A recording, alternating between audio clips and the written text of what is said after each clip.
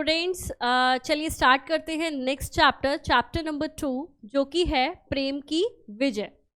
इसमें जो प्रमुख पात्र हैं, ये एक स्टोरी है। इसमें जो प्रमुख पात्र हैं वो है श्रीवास्ती का राजा, प्रसेनजीत नाम है उनका। गौतम बुद्ध बौद्ध धर्म के प्रवर्तक थे ये। अंगुलीमाल श्रावस्ती का एक बर्बर डाकू था और भदंत एक बौद्ध भिक्षु था, एंड गुप्तचर जो अंगुलीमाल का जासूस था। तो ये स्टोरी है अंगुलीमाल की। चलिए स्टार्ट करते हैं। तो इसमें जो पहला दृश्य है वो क्या है? स्थान है श्री श्रावस्ती नगर का बौद्ध विहार। बौद्ध विहार में ये घटना है। समय है सायकाल का। महात्मा बुद्ध विहार के सामने खुले मैदान में बैठे हुए हैं। उनके सामने उनका जो शिष्य है वो है भदंत, खड़ा है। पर्दे के पीछे दूर से आती हुई आवाज सुनाई देती है, रक्षा करो रक्षा करो। तो ये सीन बन रहा है कि वो बैठे हुए हैं बुद्ध जी, उनका भिक्षु खड़ा है और आवाज सुनाई दे रही है, रक्षा करो रक्षा करो।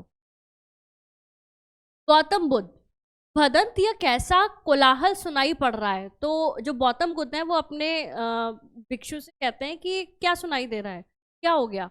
भदंत, भगवान, यह श्रावस्ती की हाट से लौटने वालों की करुण पुकार है। यह बर्बर डाकू अंगुलीमाल के द्वारा सताए गए लोगों की चित्कार है। तो भदंत ने बताया कि ये उन लोगों की चीख पुकार है जो कि श्रावस्ती की हाट से लौट रहे थे। ये जो एक अंगुलीमाल डाकू है, ये इसने कोहराम मचाकर रखा हुआ है। गौतम बुद्ध कहते हैं, क्या अंगुलीमाल इतना क्रूर हो गया है कि अंगुलीमाल अब इतना ज्यादा क्रूर हो रहा है कि लोगों की आवाज अब ऐसे सुनाई दे रही है? भदंत, हाँ भगवान। गौतम बुद्ध, अंगुलीमाल से मिलकर उसे समझाना होगा भदंत।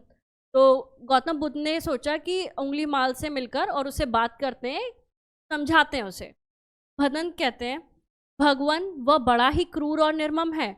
वह किसी की नहीं सुनता, किसी में उसके पास जाने का साहस भी नहीं होता। उसकी छाया से भी लोग घबराते हैं। तो अभी तक तो कोई हिम्मत नहीं जुटा पाया था उसके सामने जाने का।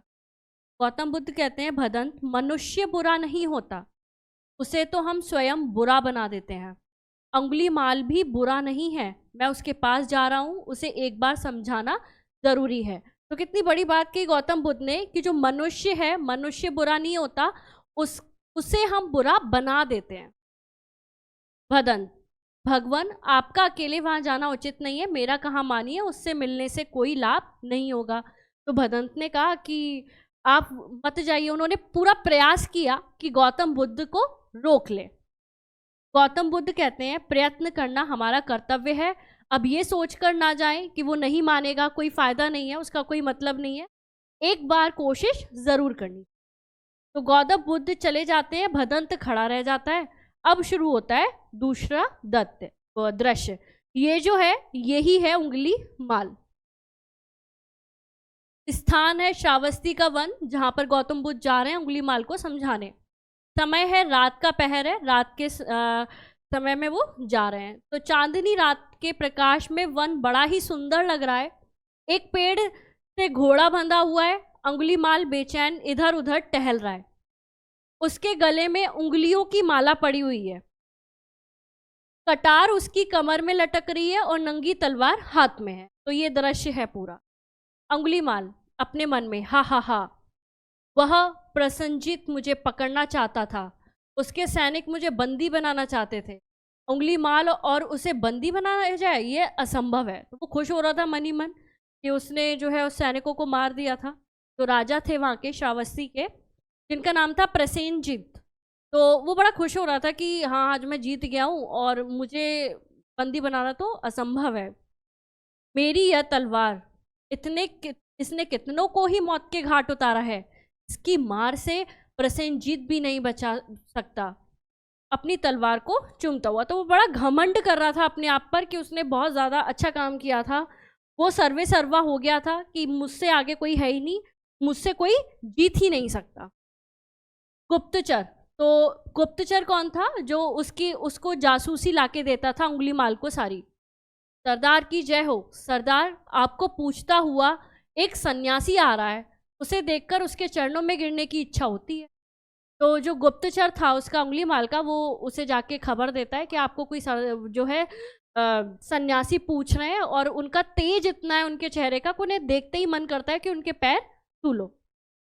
अंगुलीमाल, भीरू गुप्तचर, सन्यासी के प्रति इतनी श्रद्धा, संसार को अपने कपट वेश से ढकने वाले सन्यासी लोगों के प्रति इतनी श्रद्धा। तो अंगुलीमाल ने उस बड़े आश्चर्य से पूछा कि तुम इतनी श्रद्धा रखते हो सन्यासियों के लिए?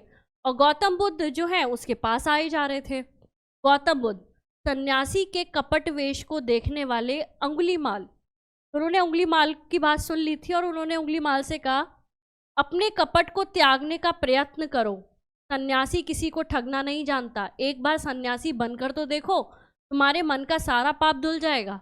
तो उन्होंने उसे एक एडवाइस दी कि तुम ये जो कह रहे हो कि सन्यासी जो है वो कपट में पूरी दुनिया को ढके हुए हैं, ऐसा नहीं है। कपट को त्यागने का तुम प्रयत्न करो, तुम कपट में हो और तुम एक बार सन्यासी को तो धारण करो, सन्यास धारण करो, उसके बाद तुम देखना कि तुम्हारे मन का जितना भी पाप है वो सब धुल जाएगा। अंगुलीमाल अपने मन में कहता है, यह सन्यासी, इसके मुख का तेज मुझे अपनी ओर खींच, वो मन में ऐसा सोच रहा था और बोलता है वो सन्यासी, तू अपनी मीठी बातों से मुझे ठगना चाहता है, रुक, मेरी तलवार तेरा स्वागत करेगी। तो उसने एकदम बहुत कर रहे उसमें धमकी दी कि मेरी तलवार जो है वो तेरा स्वागत करेगी। गौतम बुद्ध, अंगुलीमाल, तुम्हारी तलवार का मैं स्वागत करता हूँ, मेरे भाई हो, अगर मुझे मारकर भी तुम प्रेम करना सीख सको मैं प्रस्तुत हूँ, मुझे मार दो, अगर तुम्हें शांति मिलती है मुझे मार के तो मुझे मार दो। अपना सिर झुका देते हैं जो गौतम बुद्ध हैं और अंगुलीमाल तलवार उठा तो लेता है लेकिन चला नहीं पाता। जैसे ही गौतम बुद्ध सिर झुकाते हैं वो तलवार उठा लेता है लेकिन वो चला नहीं पाता, उसकी शक्ति छीड़ हो जाती है, वह गौतम बुद्ध के चरणों में गिर पड़ता है।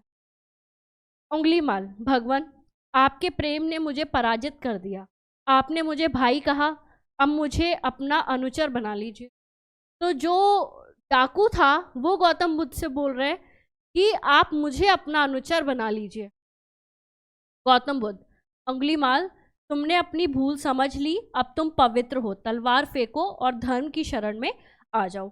तो क्योंकि उसे प्रायश्चित हो गया, उसे समझ में आ गया, तो गौतम बुद्ध ने कहा कि तुम अपनी भूल समझ गए हो, अगर तुमने अपनी भूल को समझ लिया तो इसका मतलब तुम पवित्र हो गए और तलवार को फेंककर तुम अब धर्म की शरण में आ जाओ। तो अंगुलीमाल तलवार फेंक देता है, पर्दा गिर जाता है, पर्दे के पीछे से आवाज आती है, बुद्धम शरणम गच्छामि, धम्म शरणम गच्छामि, संघ शरणम गच्छामि।